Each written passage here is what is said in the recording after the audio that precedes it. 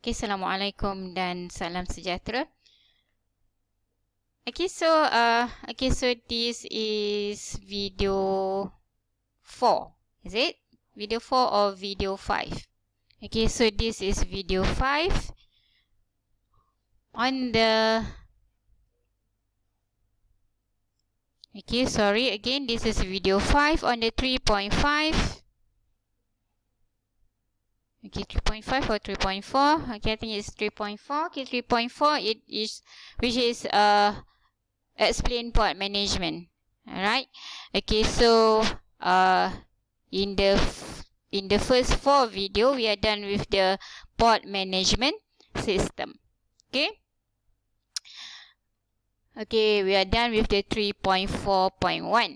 Alright, so only that in the last video, in video 4, okay, so saya sambung saja ya. Okay, so okay, yang menguntungkan dan tidak merugikan. Okay, sebab it was cut off ya, time's up in the last video. Okay, so apa dia yang menguntungkan dan tidak merugikan tu? Okay, so watch the previous video in video 4.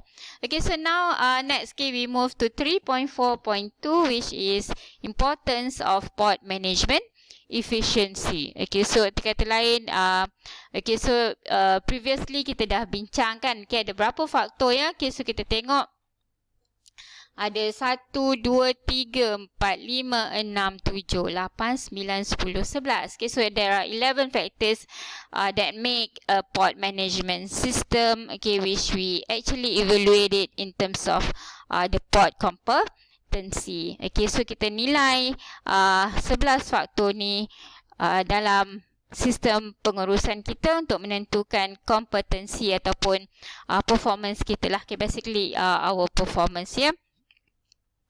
Okay, nah seterusnya kenapa? Okay, so kenapa performance itu penting? Kenapa menilai kompetensi itu penting? Okay, so that will be our next subchapter lah. Okay, so 3.4.2 importance of pod management efficiency. Okay, so kenapa kita nak kena pastikan pengurusan pod kita dilaksanakan dengan baik? Okay, so ini common sense lah yang awak boleh fikirkan. Okay, kita dah bincang banyak. Okay, so boleh juga awak ambil point daripada apa yang kita dah bincangkan sebelum ni. Okay, contohnya kenapa?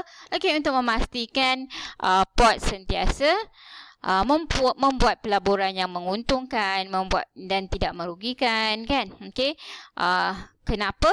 Supaya kita punya customer berpuas hati ya. Okay, and then kenapa lagi? Okay, kenapa? Supaya kita berdaya saing, okay, dan sebagainya lah. Okay, tapi kita tengoklah okay, apa yang disediakan di sini ya. Okay, so importance of pod management efficiency. Development of the transshipment hub where geography is the significant factors. Okay, so ni mungkin merujuk pada yang pertama tadi. So kita nak membentuk sesebuah pelabuhan ataupun kita nak membangunkan sesebuah pelabuhan. So apa yang penting?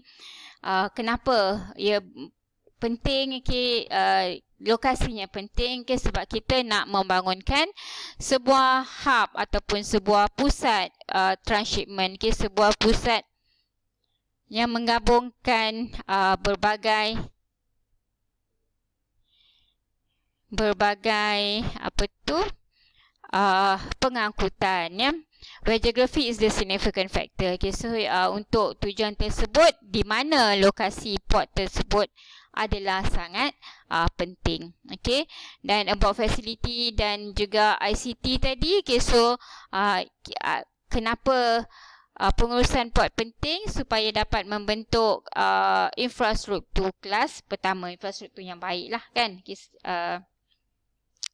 di kata lain, membuat melaksanakan ataupun membangunkan infrastruktur yang disukai oleh kita punya para pelanggan. Okay, dan maka dengan itu yang penting juga kesan dia. Okay, kenapa bila kita mempunyai pengurusan pelabuhan yang baik, okay, maka kita boleh letakkan harga yang kompetitif. Okay, harga yang berdaya saing. Okay, so kata lain, we have good quality. Okay, so maka dengan itu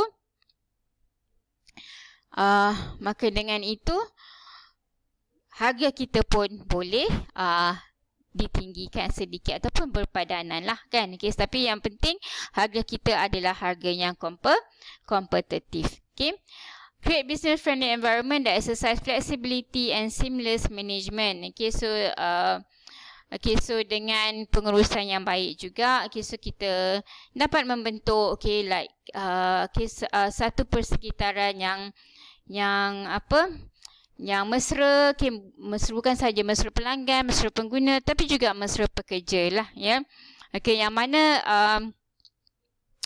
pengurusan tersebut mudah dilaksanakan. Okay, so yang mana tidak terlalu rigid, okay, tidak terlalu, maksud rigid tu maksudnya kita tak dapat nak, kalau berlaku sesuatu yang impromptu ataupun sesuatu yang macam tidak dijangka, okay, so kita susah nak berubah. Okay, itu tak bagus. Okay, so yang bagus adalah pengurusan kita sentiasa fleksibel. Tu bukanlah maksudnya tak tetap, ya. Fleksibel tu maksudnya kalau berlaku sesuatu yang tidak dijangka, kita mudah nak selesaikan masalah-masalah ataupun isu-isu yang berlaku. Okay, so tu maksud kat sini, ya, flexibility management and seamless management. Okay, attracting. Okay, so maka dengan itu bila semuanya bagus, okay, ramailah nak datang kan. Okay, so macam Singapore punya port kan contohnya. Okay, so they have good image, ya. Okay, so maka kapal-kapal pun senang nak datang kan. Okay, so dia rasa selamat, dia rasa cepat, dia rasa senang hatilah, okay, nak datang ke pelabuhan kita. Okay, samalah tu yang terakhir ni, okay, a conducive operating environment. Okay, so kesimpulannya, okay, most of the ports today are competing with each other on a global scale. Okay, with the right high return gains in productivity in ocean transport achieved over the past several decades, ports are now perceived to be remaining controllable component in improving the efficiency of ocean transport logistics. Okay, so tu dia nak ceritanya. Okay, port sekarang memang penting, okay, terutamanya bagi import dan ekspor, okay, bagi perdagangan antarabangsa kan, okay, bagi perdagangan di serata dunia lah. Okay, maka dengan itu port dilihat sebagai satu perkara penting, satu pembangunan penting dalam memastikan keberkesanan terutamanya dari segi logistik, okay, dan pengangkutan, okay, logistik dan transportation lah, okay. Okay, so dia dianggap sebagai satu yang patutnya dikawal, okay, dari segi pembangunan dan sebagainya. Okay, as one of the most part of marine transportation system, container transportation is best combination with the worldwide supply chain network. Okay, so kita dah cakap awal lagi, okay, daripada bab satu lagi, port ni membolehkan menemukan, okay, semua pengangkutan darat dengan air, okay, dan pengangkutan air adalah sangat penting untuk pengangkutan barang yang lebih banyak daripada serata dunia. Okay, so tu pentingnya port management system dan kenapa juga kita nak nilai keberkesanan port tersebut. Okay, okay, that's it untuk subchapter yang ini. Okay, that's it untuk subchapter 3.4.1 dengan 3.4.2. Okay, so in the next video kita akan discuss pula insyaAllah on 3.4.3. Okay, 4 stages in port operation management. Okay, so ada 4 stages. Okay, so tengok baik-baik. Port of limit, okay, kita tengok, okay, ni technical je, okay, technical term saja. Okay, so again, port operation and berthing, okay, ship operation at berth, okay, port and terminal operators logistic network. Okay, so ni about yang kalau kita tengok yang ni kan issuing, process and distribution process kan. Okay, so it's basically tu yang saya cakap tadi, okay, dia agak redundant. Okay, cuma kita talikan lah, okay, ikut syllabus, ikut subtopik yang ditetapkan oleh syllabus. Okay. Okay, so watch out for the next video. Thank you.